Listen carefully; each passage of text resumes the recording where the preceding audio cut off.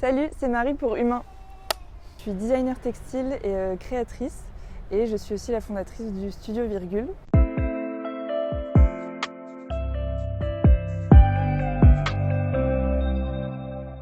Salut Marie, comment ça va? Salut, ça va et toi? Ça va super, je suis content de te retrouver.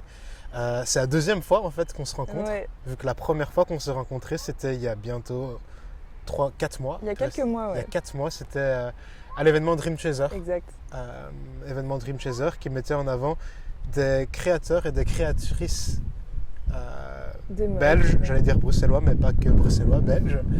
Et la particularité, c'est qu'à cet événement, il y avait les amateurs de mode, amatrices de mode, les gens qui voulaient soutenir la culture ici en Belgique, à Bruxelles, et d'autres créateurs, créatrices.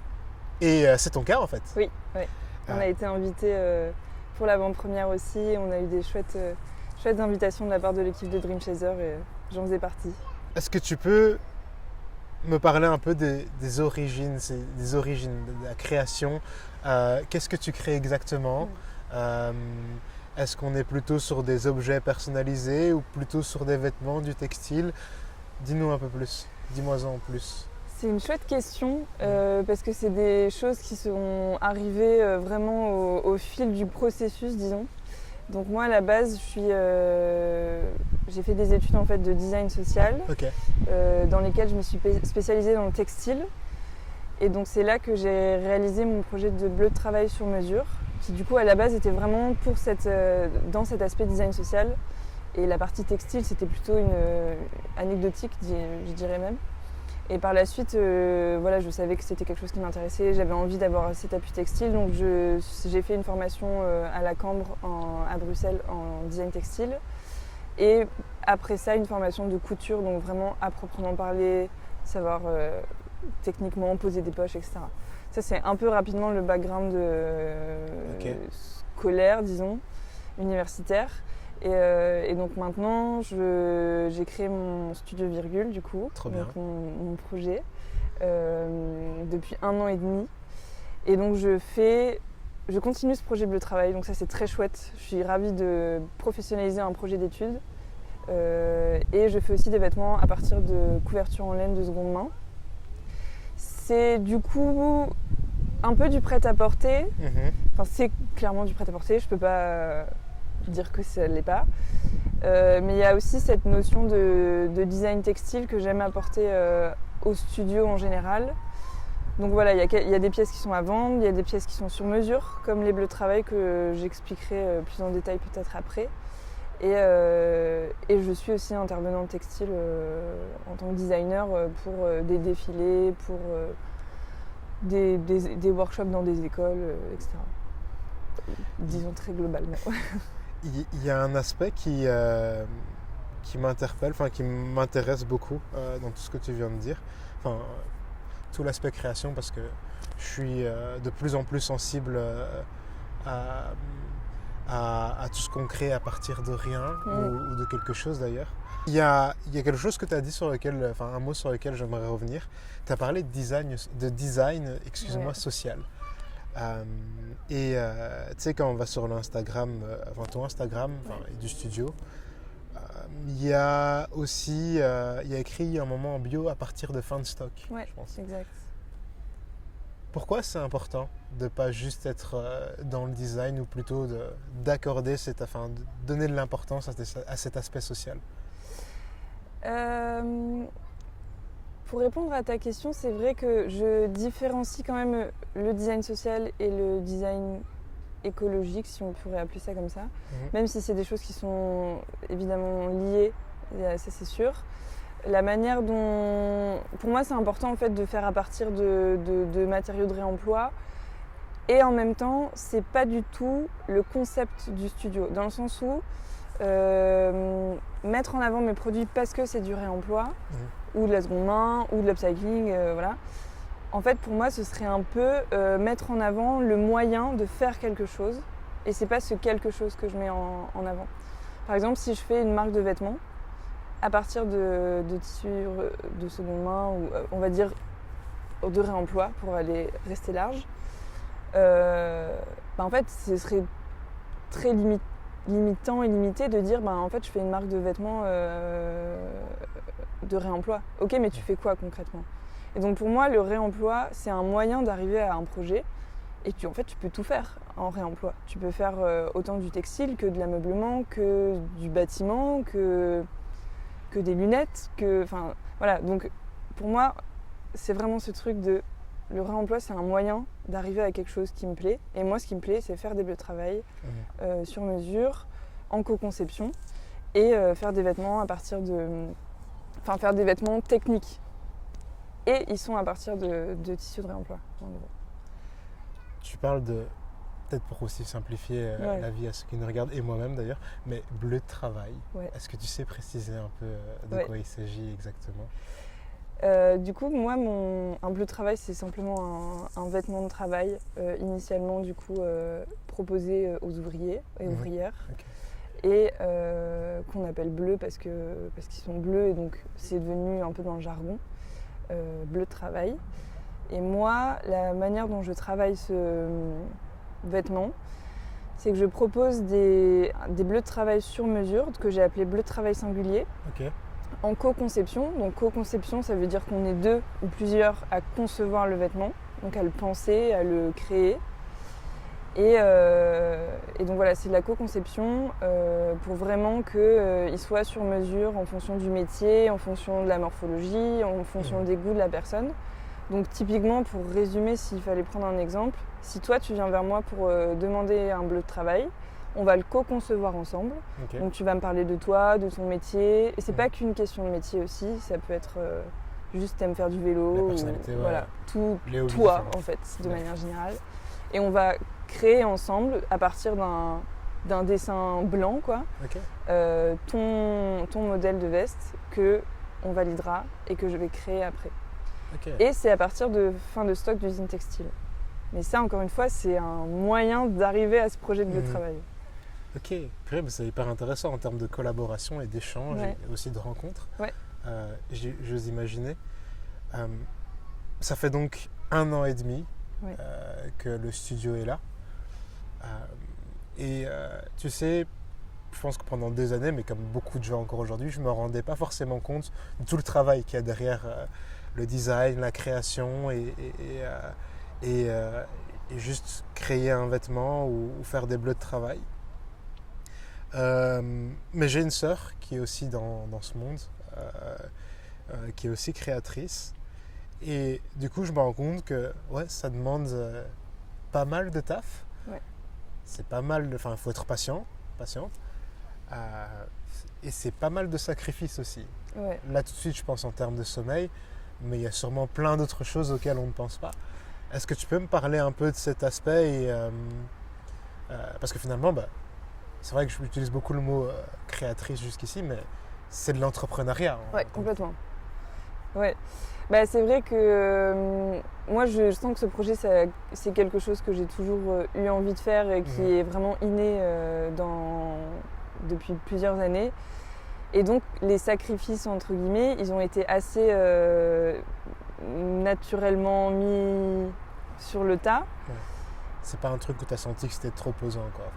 En fait, je m'en rends compte maintenant qu'il y a certaines choses que j'ai mis de côté il y a plusieurs années. Donc là, on parle d'1 an et demi, mais c'est vrai qu'en soi, le projet, ça fait plutôt 5 ans qu'il existe. Donc j'aime quand même parler de ces 5 dernières années. Et c'est sûr que effectivement, tu parles de sommeil, aussi le cercle social. Parfois, il se restreint un petit peu plus parce que en fait, j'ai moins de temps, par exemple. Ou alors je suis moins, comment appeler ça, en adéquation, entre guillemets, parfois avec... en fait, c'est juste que j'évolue aussi. Les gens évoluent, tout le monde évolue. Il n'y a pas que moi. Mais du coup, c'est vrai que parfois, ça crée des fossés sociaux, par exemple. Les priorités changent, les envies aussi. Et puis parfois, ça fait des cassures. Parfois, c'est un peu douloureux. Parfois, tu te dis, bon, c'est la vie aussi. Il faut être aussi clément avec soi, ce qui n'est pas simple quand on est dans l'entrepreneuriat. J'allais m'attarder sur ça, sur cet aspect être clément avec soi. Est-ce que c'est quelque chose que tu arrives à gérer facilement? Non, franchement, oui et non. Et c'est aussi toujours les réponses que je donne. En général, c'est oui et non. Donc c'est toujours très fatigant en fait d'être un peu dans l'entrepreneuriat. Parce qu'en même temps, j'arrive à être clémente avec moi dans le sens où ce que je fais, j'aime. Enfin voilà, j'aime vraiment ce que je fais et je le fais avec le cœur. Et les grosses décisions, elles sont très spontanées. Et j'ai pas de mal à foncer dedans.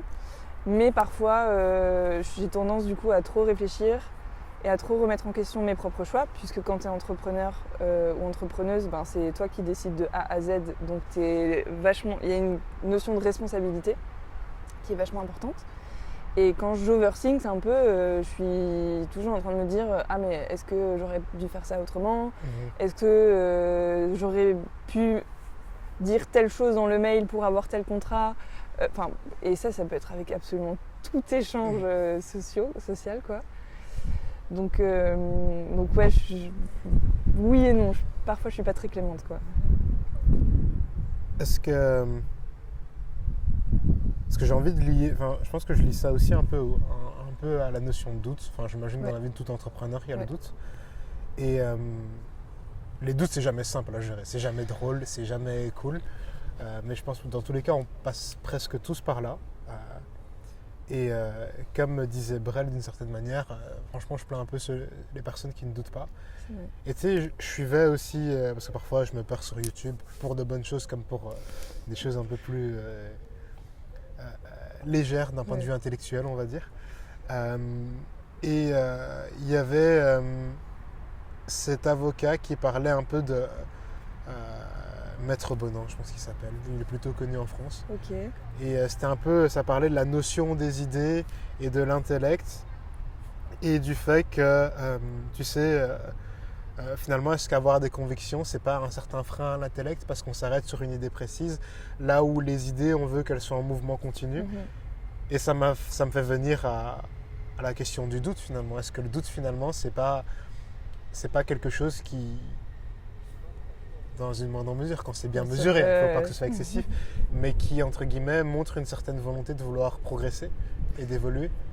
Eh ben, au tout début de ta question, c'est un peu ce à quoi j'ai pensé. En fait, le doute, c'est aussi nécessaire d'une certaine manière, selon moi. C'est vraiment très propre à mon expérience et à mon projet. Mais pour moi, le doute, c'est un peu nécessaire et ça te confronte aussi parfois à faire des choix. Et choisir d'office, c'est aller dans une direction et voilà, la fameuse phrase de choisir, c'est renoncer. Voilà, avec des pincettes, mais en même temps, bah oui. C'est vrai, ouais. Pour moi, c'est plutôt choisir, c'est se confronter, je dirais presque. Parce que je ressens... C'est vrai que c'est... Je ressens un peu plus de... Voilà, si tu es face à des choix et donc au doute, dans quelque sorte, c'est un peu lié. Et en fait, tu te confrontes à toi-même en te posant des questions que tu ne te serais pas posées si tu n'avais pas ce choix-là. Et en général, c'est des questions qui parfois sont un peu profondes. Donc, est-ce que c'est le bon choix ? Qu'est-ce que je veux faire dans ma vie ? Enfin voilà, ça dépend le doute. Mais effectivement, je me souviens plus précisément de ta question. C'est les joies des discussions, on se perd. C'était par rapport à l'idée que les doutes, ça permet de progresser. Ouais. Je sais pas si tu parlais de cette question ou tu parlais de la question. Non, mais c'est ça. Okay. Que du coup, c'était lié au choix aussi et que ça te permettait d'avancer. Et c'est important, je pense. C'est très secouant quand même. Ouais. Mais comme tu dis, pour moi aussi, le mouvement, c'est quand même vachement important. Et rester dans ces zones de confort et dans ces habitudes par peur de faire des choix, du coup il y a pas de doute et voilà, pour moi ça nourrit quand même un mouvement, une activité, comment je pourrais dire aussi une avancée quoi dans ton projet. Ou après là je parle pas que d'entrepreneuriat, même dans la vie en général. Ouais. Okay. Mais c'est vrai que ça me fait penser aussi j'ai un livre que je te recommanderai après qui s'appelle The Midnight Library, qui est un livre génial. À la base, j'ai lu pour impressionner quelqu'un et en fait, j'en ai pas du tout discuté avec cette personne, mais ça parle justement de la notion de choix. Ça aide à relativiser un peu aussi les regrets. Franchement, il est génial, mais je te redonnerai les infos par rapport à ça après. L'entrepreneuriat, donc, la vie d'artiste d'une certaine manière. ça change des individus? Oui. Est-ce que, enfin, je vais pas te poser la question, est-ce que tu as senti que tu as changé, mais où tu sens que tu as changé, tu grandis en tant que personne et en tant qu'humain? Et comment tu gères ces changements? Parce que je sais que ces changements, ils sont pas toujours... Ouais. On peut les mettre en mouvement, mais comment on fait quand... Ben, moi, j'ai vu beaucoup de changements d'assurance avec moi-même. Et c'est des choses dont je me rends pas forcément compte, mais mes proches autour me disent « Mais Marie, parfois tu te rends pas compte, mais il y a 5 ans, ou même il y a 1 an, t'aurais pas du tout t'aurais pas réagi comme ça à une situation similaire, quoi. » Donc c'est vrai que maintenant je m'en rends compte de par les mots des autres, des autres proches de moi, que j'ai gagné en confiance, en assurance et en crédibilité avec moi-même. Et je crois qu'il y a aussi un changement qui forcément est assez important, c'est le changement de rythme. Et parce que on fait pas du 8h 17h à l'atelier, et notre cerveau ne fait pas du 8h 17h à l'atelier. Donc ça, c'est vrai que j'ai la chance de ne pas avoir d'énormes soucis de sommeil par exemple, mais d'office, quand tu es en rush, tu peux très vite faire du 10h 23h, et ça peut durer plusieurs jours. Donc le changement, c'est aussi le rythme, c'est aussi du coup les priorités. Indéniablement, c'est assez lié, de me rendre compte que en fait, le sommeil et bien manger, c'est davantage des priorités maintenant, parce que c'est presque les besoins, c'est complètement les besoins primaires, quoi. Et c'est un peu ça, changement de timing dans ma semaine, dans mon année en fait, et donc de priorité aussi, voir peut-être certains amis, parfois avoir besoin un peu de vacances, etc. Comment est-ce que tu gères les moments de découragement? Je veux dire, est-ce que je sais que quand on est pris par un projet, on se donne, et ça arrive dans la vie de tout individu, que, je sais pas, surtout peut-être dans votre cas, où parfois vous pouvez retrouver seul à l'atelier, il est minuit 30, il y a encore un énorme taf à faire, la nuit va être courte, de se dire, mais merde, j'y arriverai pas. Comment est-ce qu'on gère ce moment-là? Comment est-ce qu'on fait dans ce moment-là pour se remettre en selle? Enfin, dans ton cas à toi, comment tu gères ces moments? Est-ce que juste tu lâches prise? Enfin, moi je sais que dans ce moment-là, j'aime bien juste... j'ai de l'aquarelle et je me mets à faire de l'aquarelle, ou alors j'écris, ou alors je vais dormir, ou alors je me dis, vas-y, je prends sur moi, je ferme. Découragement. Est-ce que c'est des choses que tu rencontres beaucoup? Ouais, complètement. Et c'est des choses que je rencontre quand je travaille avec d'autres gens. Ok. Et ça, c'est un sujet aussi. C'est intéressant ça. Ouais. C'est un sujet aussi, le fait de collaborer, le fait de... Pourquoi j'ai choisi de faire mon studio seul aussi. Ok.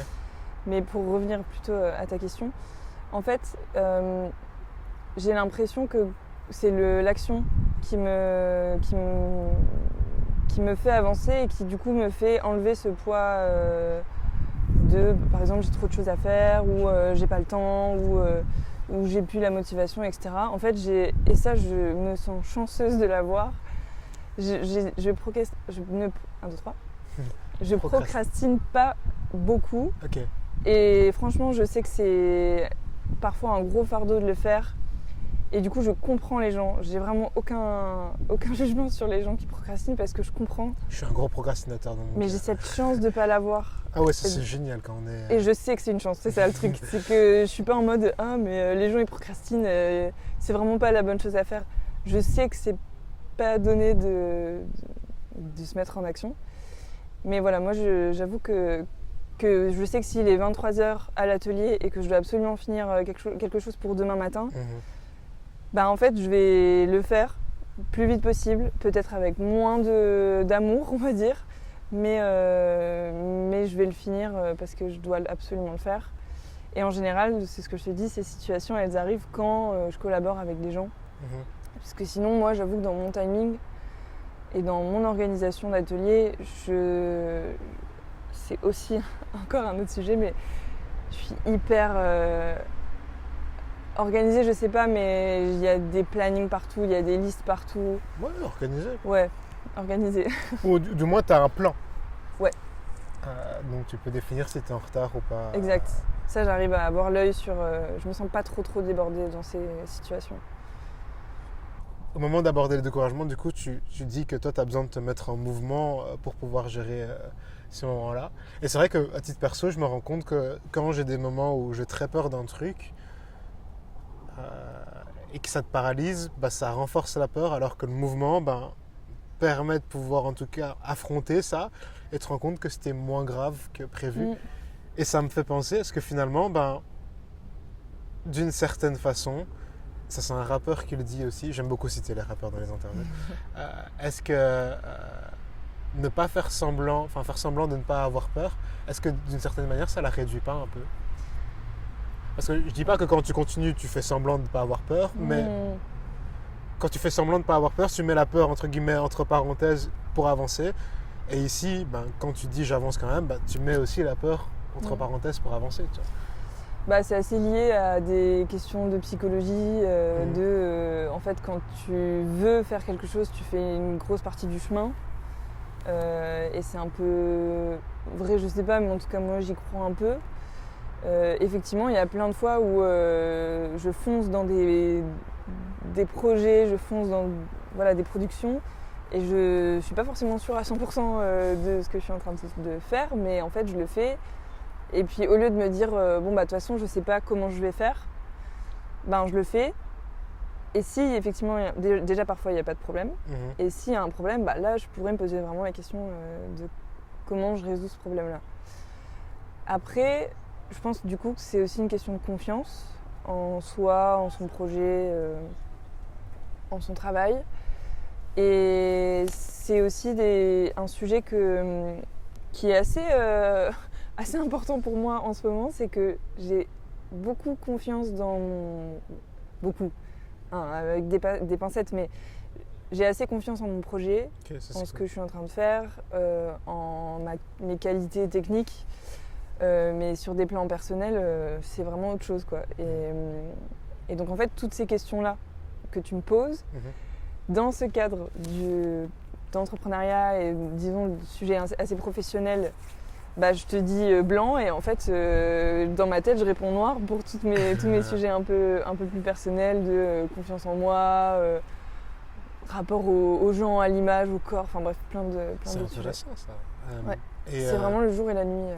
Est-ce que tu essaies parfois du coup dans ta manière du coup de gérer la confiance dans le personnel, d'aller chercher des éléments du pro pour alimenter en fait, le pro est indéniablement lié au perso puisque c'est un projet qui vient du cœur, qui vient de mes tripes, dans lequel je suis hyper épanouie. Encore une fois, c'est pas un 9h-17h, donc c'est pas un 9h-17h. C'est quelque chose que j'ai vraiment créé de ma tête, de mes mains et de mon âme. Et du coup, forcément, parfois, je suis pas très confiante pour certains sujets personnels. Et en fait, l'expérience aussi du professionnel, parfois m'apporte... et encore, il faut créer ce pont-là. Parce que si t'es bloqué, c'est assez hermétique. Mais effectivement, parfois, et encore une fois, grâce au petit cercle de proches très restreint que j'ai autour de moi, parfois j'ouvre les yeux là-dessus et ils me disent « Mais tu te rends pas compte, t'as pu faire ça, t'es capable de faire ça dans un contexte personnel. » Et... Tu prends le temps d'apprécier ton travail parfois ou alors, je vais pas le limiter au travail, ton parcours. Genre, tu sais, te poser et regarder la route qui a été parcourue. Moi, j'aime bien imager ça avec, tu t'arrêtes et en fait, tu as plein de tableaux, c'est des images de toi réalisant des choses qu'il y a 4, 5 ans, 10 ans, tu n'aurais peut-être jamais réalisé faire. Ça arrive parfois de juste, je prends du recul et je regarde l'album et en fait, c'est cool. Ça m'arrive récemment, disons depuis un an et demi, donc du coup un peu lié à la création de Studio Virgule. J'arrive à me rendre compte des choses que j'ai fait avant et que je suis en train de faire. À noter aussi que le tout début date d'il y a 8 ans, s'il fallait vraiment replonger au plus loin. Et du coup, je pense qu'il y a un cycle aussi un peu naturellement instinctif En fait, c'est un cycle qui se termine et donc je vois mes 8 dernières années beaucoup plus d'un regard beaucoup plus extérieur, beaucoup plus lointain, quoi, comme une petite rétrospective. Et c'est des choses que je faisais pas avant. Aussi, je viens de terminer ma formation de couture là il y a un mois. Et donc... Félicitations. Merci. Et donc forcément, il y a aussi ce cycle scolaire, entre guillemets, j'aime pas mettre le mot scolaire, mais on va dire étudiant. On se comprend. Ouais. Voilà, de formation, qui vient de se terminer. Et donc d'office, forcément, tu clôtures un chapitre, donc tu le regardes un peu plus, avec un peu plus de recul. Et oui, je pense que j'arrive à apprécier aussi, pas que regarder, mais à apprécier ce que j'ai fait et ce que je fais en ce moment. Parce que c'est un peu drôle, parce que j'ai un peu l'impression d'avoir de la prétention en disant ça, mais parce que c'est la seule chose dans laquelle j'ai... Non, pas la seule, mais c'est une des plus grandes choses dans laquelle j'ai confiance. C'est mon projet et c'est ce que je crée. Et j'arrive à avoir un peu du recul à même la situation, quoi. Je trouve pas ça prétentieux de dire j'ai confiance en mon projet. Je trouve que c'est plutôt sain de se dire je sais ce que je fais, je sais où je veux aller et j'y crois. Ouais. Bah, y a un peu ce... J'ai pas de syndrome de l'imposteur ou quoi, mais parfois il y a quand même ce petit recul de mais est-ce que c'est ta place? Est-ce que tu fais bien les choses? Mais en fait, c'est très vite répondu parfois. Et on en revient un peu à la notion du doute et puis ouais, ça apporte des réponses et je pense que c'est aussi guidé par l'envie de bien faire. Ouais, complètement. Bah oui, et c'est encore une fois, c'est hyper important, c'est de se remettre en question et de savoir aussi quand ça va pas. Et il y aura et il y a toujours des moments c'est des cycles dans la vie. Ouais. Et puis aussi même en termes techniques, tu vois, s'il fallait vraiment parler de vêtements, se remettre en question, du coup, c'est améliorer ses modèles, améliorer son patron, enfin son patron, du coup, la forme de son vêtement. C'est entendre les retours, remettre des poches là où tu n'en avais pas fait l'année dernière, parce qu'effectivement, peut-être qu'il manque des poches, enfin, tu vois. Et si je commence à me vexer à chaque retour, en fait, tu crées plus rien, quoi. Donc, c'est important. Quand on travaille quand on se lance dans l'entrepreneuriat, et plus particulièrement qu'on travaille en atelier, qu'on a son studio, à quel point on ressent de la solitude? J'ai la chance de partager mon atelier avec 2 autres personnes. Donc c'est une autre marque. Et 2 filles que j'ai rencontrées aussi. Oui, exact. Ouais, Jeanne et Léa qui ont une marque qui s'appelle Quantième. Shout out à elles. Ouais, parce qu'elles font vraiment des chouettes choses. Et donc on partage notre atelier ensemble, ce qui fait qu'on arrive parfois à se motiver, beaucoup avec Léa aussi dans la couture. Okay. On arrive à se dire bon bah vas-y, on se fait une journée de gros rush. Et du coup je suis rarement seule. Après on a quand même des horaires assez différentes. Donc je sais que si j'ai besoin de ce moment de solitude, je peux venir 2 heures plus tôt. Okay. Et donc je sais que j'ai ces 2 heures de focus et qu'après Léa arrive et qu'on est quand même très focus parce qu'on travaille très bien ensemble.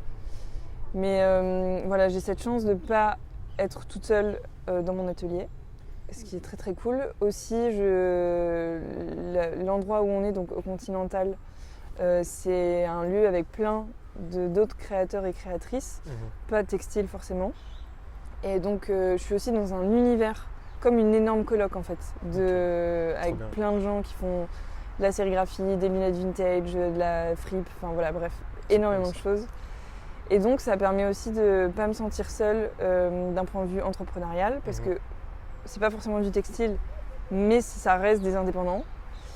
Et j'ai eu des situations où j'étais pleine de doutes justement, pleine de questionnements.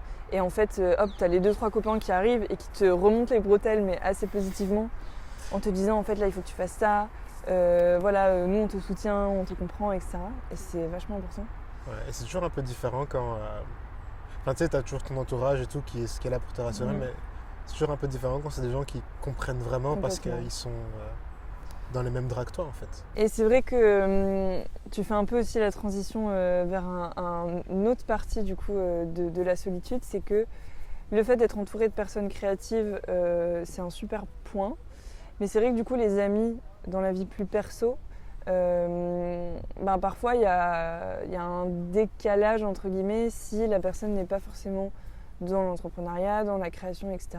Alors attention, c'est hyper important pour moi d'être entourée de personnes différentes, quel que soit le sujet, mais du coup aussi dans le sujet du métier, disons. Mais c'est vrai qu'avec certaines personnes, il y a des malheureusement, ça coince et c'est vrai que parfois tu perds un peu des petites plumes et des gens avec toi. Et donc c'est vrai que moi en ce moment, je me sens tout aussi entourée que parfois très seule. Et quand tu as un cerveau qui rumine beaucoup, c'est un peu difficile à gérer, mais en même temps, j'essaye de me dire que c'est une solitude que c'est important de m'y confronter en fait. Et d'apprécier du coup passer du temps seul, d'apprécier faire des moments seuls, des balades, que sais-je. Mais du coup, encore une fois, c'est plus dans la vie perso. Au niveau du boulot, je me sens assez entourée. Et c'est un choix aussi d'avoir monté mon projet seul. Et donc pour moi, je les différencie un peu de la solitude, qui du coup est un peu un peu plus un sentiment que quelque chose que j'ai mis en place. Mais effectivement, je pense que j'ai fait le choix de monter mon projet seul parce que j'ai un peu du mal à attendre des autres. Enfin, c'est bête à dire, mais Je comprends. je suis un peu fonceuse parfois et je suis très stimulée par les autres. Dans certains contextes, j'adore travailler ensemble, notamment par exemple avec mes collègues d'atelier, disons. Ça, c'est trop cool. Mais c'est cool parce que j'ai mon propre projet et que j'avance à mon rythme pour mon projet. Et j'avoue que j'ai parfois la qualité, entre guillemets, d'être assez rapide en couture. Et du coup, c'est parfois surprenant pour les autres de dire « Putain, t'as déjà fini un truc que moi j'ai commencé il y a plusieurs jours. » Et donc je pense qu'il y a ça aussi. C'est en termes de timing, en termes de rapidité, en termes de frein en fait, parce que quand je vois parfois les autres qui travaillent en duo ou même en équipe, c'est pas le même rythme. C'est pas le même rythme. Pas toujours la même vision, c'est pas toujours. Ça arrive, hein, mais c'est pas toujours totalement aligné. Et en vrai, je comprends. En fait, pour moi, mais que dans mon cadre, je dis pas que le fait de travailler en groupe c'est pas bien. Au contraire, je trouve que c'est une force d'y arriver. Parce que dans mon contexte et dans ma vision, pour Studio Virgule en tout cas, c'est un peu une contrainte, que ce soit de temps, de choix, de vision. Mais encore une fois, c'est pas les paroles d'une personne complètement aigrie qui se referme. J'adore travailler en groupe, comme je l'ai dit, mais pour mon projet à moi, j'avoue que j'attends personne, quoi. En vrai, je comprends, tu sais. Moi, je comprends les deux personnes. Les gens qui aiment bien travailler en groupe, parce que c'est vrai que quand un collectif est bon, il y a cette force on avance ensemble. Et puis, je comprends totalement les gens qui veulent aussi travailler seuls parce que, allez, je veux dire, typiquement, moi à l'UNIF, j'étais pas le plus grand fan des travaux de groupe. Parce qu'il y a toujours ce truc où, au-delà du fait qu'il faut que tu fasses un peu confiance à l'autre et que c'est déjà pas toujours évident, il y a ce truc où, tu dois compter sur lui, alors que quand c'est toi, c'est juste toi, ça repose sur toi. Et il y a un peu cette idée où, tu sais, Damso dans une de ses interviews clics, parce qu'il y a aussi toujours un moment, je cite Damso dans les interviews humains, qui disait mais n'attends rien des autres, et quand on dit rien, mais c'est vraiment rien, tu vois. Alors je pense qu'il est un peu excessif quand il dit ça, tu vois, mais il y a une part assez intéressante où tu te dis, en fait, quand c'est moi et juste moi, et peu importe ce qui se passe, ce sera ma responsabilité derrière, toi. Ouais, c'est ça, j'ai l'impression aussi qu'il y a beaucoup d'énergie à donner à un duo ou à une équipe. Après, par exemple, tu as nommé le collectif. Et j'aime bien aussi parfois cette notion de collectif parce que chacun reste indépendant dans son... C'est vrai, Mais ça dépend du collectif. C'est très spécifique. Ouais, non, t'as raison. Mais ça, c'est cool, tu vois, pour moi, des collectifs, des assos, des gens qui... Enfin, des espaces ou des contextes qui regroupent des gens, moi, je trouve ça très cool. Mais j'avoue que pour mon projet... Sauf si c'est une personne qui est complètement différente de la couture, par exemple, qui est, je sais pas moi, community manager ou... Bref, un autre contexte que ce que je fais déjà. Mais et ça rejoint un peu aussi la notion de collectif, même si c'est encore un peu différent. Mais tout à l'heure, tu sais, quand tu as parlé du fait qu'au Continental, tu croises d'autres créateurs issus de plein de différents mondes, ça m'a fait penser, du coup, tu rencontres des gens qui te ressemblent à leur manière, tout en restant singulière. Mais du coup, j'imagine que ça stimule aussi ta créativité, en fait, d'avoir ce genre de personnes. Ben oui, parce que c'est des personnes avec qui on a tous un point commun, mais qui pour autant sont hyper différentes, que ce soit personnellement ou même dans leur projet.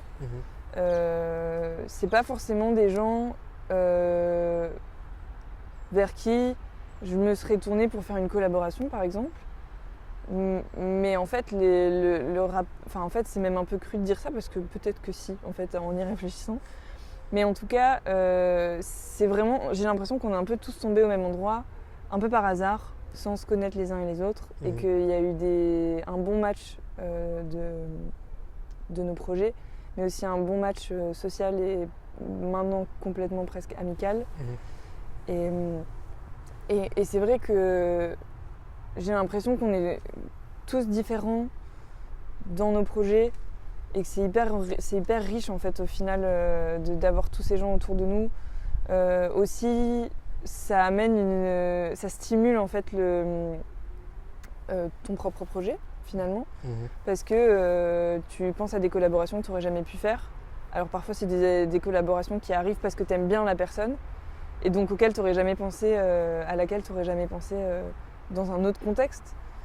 Et donc, effectivement, encore une fois, faire des choix, avoir choisi d'aller au Continental et d'être tombée par hasard sur ces gens, et ben en fait, ça m'a apporté plein de collaborations aussi et plein de stimulations créatives, complètement. On va doucement arriver à la fin de cette conversation, mais j'ai encore quelques questions. D'habitude, quand je dis ça, j'en ai une, deux. Ok. Là, j'en ai 3, 4. Mais c'est pas grave, ça va le faire. Je peux faire des réponses, essayer des réponses. Ne te retiens pas, ne t'en fais pas. Tu parles de ces personnes du coup, que tu as rencontrées, tu as utilisé le mot hasard. Ouais. Tu crois au hasard? En fait, c'est des questions que je me suis souvent posées, mais auxquelles j'ai jamais trop trouvé de réponse. Mais une fois, en me perdant sur Instagram, j'ai vu... sur YouTube, Instagram... ça aussi c'est un sujet. Mais j'avais entendu une interview de quelqu'un qui disait qu'en fait la chance, ton train il va passer mais c'est à toi de monter dedans en fait. Okay. Alors c'est très imagé, c'est peut-être très bateau, mais je suis assez d'accord je crois. S'il fallait en tout cas mettre une image sur ce que je pense pour l'instant du hasard et de la chance. Et tu penses qu'il passe une fois ce train ou il passe plusieurs fois? Pour moi, il passe plein de fois dans plein d'occasions différentes. Je suis assez d'accord. Si on te propose un truc, c'est à toi de dire oui ou non. Et puis il y a un peu forcément l'effet papillon qui vient avec. On pourra en discuter des heures. C'était le sujet de conversation d'un autre de mes invités humains. On a appelé l'interview l'effet papillon parce que c'était... Ah ouais. Ouais, c'est quelque chose aussi. Mais bon, pour résumer, je pense que je parlerai plutôt de cette petite image du train. Ton train passe plein de fois, mais il faut que tu montes dedans, quoi. Ta définition de réussir sa vie, c'est quoi? C'est quoi réussir sa vie? C'est vraiment, parce que c'est pas une question que je pose forcément souvent, mais pour le coup, je pense que la dernière fois où je me souviens l'avoir posée, c'est dans ce parc, mais de l'autre côté, à l'invité que j'avais ce jour-là. Réussir ma vie. Alors, dans plein de petits spectres différents, je pense que déjà, d'un point de vue personnel, c'est être assez aligné avec ses envies et ses besoins. Donc, d'un côté plus psychologique, c'est vraiment être, je dirais, aligné. Ok. Tu te sens aligné là, à l'instant T? Enfin, l'instant T, dans ce moment, dans ta vie, en ce moment. Là, l'interview, je suis très bien. Mais non, je pense qu'il y a quand même des petits trucs à... Mais comme tout le monde, hein, des petites peurs, des petites angoisses, des petits blocages, des petits tocs, enfin voilà, qui sont un peu à régler. Mais je pense que c'est aussi le travail d'une vie. Mais pour revenir à ce que c'est de réussir sa vie, je pense que c'est hyper large. C'est avoir un projet, quel qu'il soit professionnel, personnel, qui nous plaise, même familial. Un projet de famille aussi, ça peut très bien être ça. Mais avoir quelque chose qui nous stimule un peu, avoir des objectifs, encore une fois, très larges, très courts. Partir en vacances dans une semaine, construire une maison, j'en sais rien. Mais avoir une vision d'un truc et être en train de le construire, je pense que c'est assez... Pour moi, c'est lié avec l'idée d'être stimulé et d'être aligné avec soi.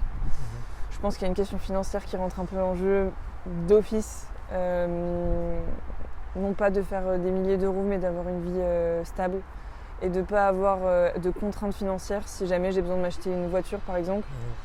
Mais l'idée, c'est pas d'avoir la plus belle voiture, je veux juste une voiture qui roule. C'est un peu ça, pour moi, réussir sa vie, c'est se sentir aligné, professionnellement parlant, familialement parlant, et surtout avec soi. Tu peux avoir tout ce que tu veux autour de toi, une belle maison, un beau travail avec un bon salaire. Si tu te sens pas bien avec toi-même dans ta tête, c'est pas stable, quoi. C'est hyper beau comme réponse. J'essaye. En plus avec le soleil qui arrive. Mais c'est hyper intéressant. Et même ce que tu as dit aussi sur l'aspect financier. Tu sais, quand j'étais plus jeune, finalement j'étais en mode après faut que je sois riche. Et il y a un artiste que j'écoute beaucoup et j'avais toujours entendu ce son, mais cette phrase, et j'ai toujours entendu la phrase qu'il disait, mais qui a détonné une fois, qui était pour qu'il y ait des riches, faut qu'il y ait des pauvres, tu vois. Et quand j'ai pensé à ça, et quand je l'ai compris, j'étais en mode, en fait, j'ai juste envie d'être bien financièrement, j'ai pas forcément envie d'être riche. Mais enfin, c'était une remarque comme ça, mais je suis assez d'accord. D'accord avec tout ce que tu as dit. On arrive vraiment à la fin de la discussion. La première question de cette fin d'interview. Okay. Si tu... il y a quelqu'un qui nous regarde, qui tombera sur cette vidéo. Une jeune Marie, qui a peut-être 16, 17 ans, peut-être un peu plus, qui tâtonne un peu par rapport à son projet de vie, aux années qui viennent. Tu aurais quoi comme conseil à lui donner là comme ça ?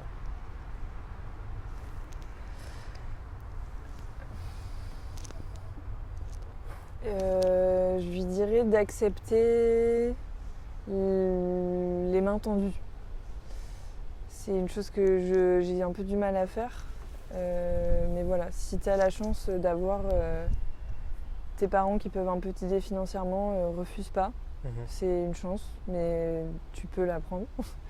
Si tu as des gens qui souhaitent t'aider pour un shooting photo, oui, en fait, fais-le. Et n'aie pas l'impression de déranger les gens quand c'est eux qui te proposent leur aide. Je le dis aussi à la moi de Marie de maintenant. Je crois qu'il faut que je me le dise encore souvent, quoi. C'est très intéressant que tu dis je me le dis à la Marie de maintenant. Parce que souvent, c'est vrai que là du coup la question était orientée pour quelqu'un qui nous regarde. Mais souvent la question que je pose en fin d'interview c'est qu'est-ce que tu dirais à toi quand tu avais 10 ans ? Mais là je vais plutôt poser, pas à toi quand tu avais 10 ans, mais si tu as la possibilité d'écrire une lettre aujourd'hui, tu la mets dans une bouteille que tu jettes à la mer à destination de Marie, on lui souhaite, qui a 75 ans. Qu'est-ce que tu lui écris à Marie ? Je pense que je lui écrirai mes états d'âme actuels, des choses un peu profondes que je ressens. parce que, pour la rapide anecdote, j'ai très souvent écrit des journaux intimes quand j'étais petite avec comment je me sentais, que j'ai réouvert il y a très peu de temps, il y a vraiment quelques semaines. Et je trouve que c'est une chance d'avoir compris certaines actions que j'ai maintenant dans ma vie de jeune femme adulte. En relisant ces lettres d'enfants, j'ai fait des liens en fait, mais j'étais déjà comme ça avant, ou alors mais j'ai beaucoup évolué, voilà, pour faire assez rapidement, mais C'est très intéressant de se relire. ouais. Et je suis hyper ravie d'avoir gardé tous ces journaux-là, et pour la moi de maintenant.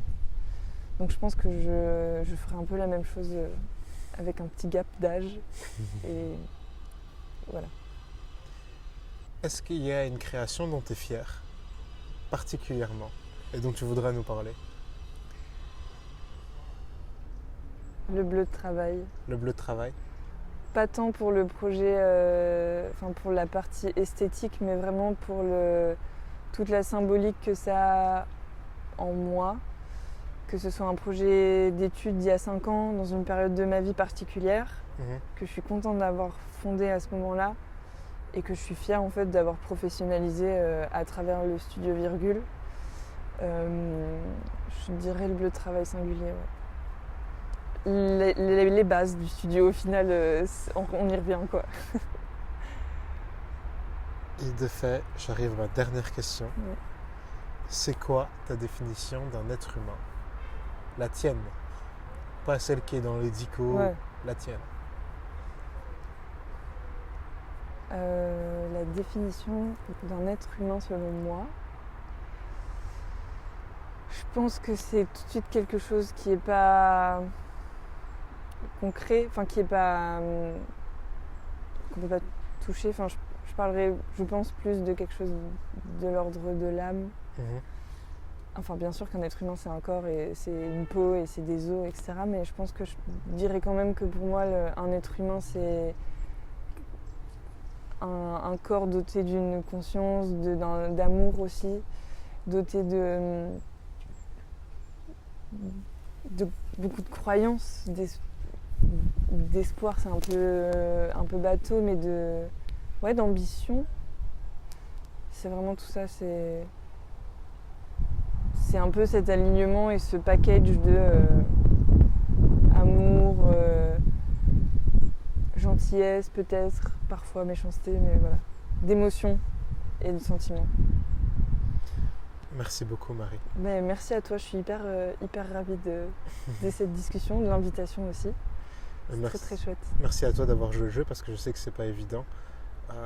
J'ai créé ce projet il y a 5 ans, quand toi t'arrivais en Belgique. Et c'était vraiment avec cette idée de discuter, de rencontrer. Je suis très très content d'avoir eu cette possibilité. Très très content qu'on s'y soit tenu parce qu'on s'est rencontrés il y a 4 mois et on avait dit que ça pourrait être sympa de faire cette interview et on l'a concrétisé. Et je te souhaite tout le meilleur pour la suite. Bien, merci. Suivez Studio Virgule, on va faire apparaître le compte. Et on se retrouve au prochain épisode. Merci beaucoup, Marie. Avec grand plaisir. Salut.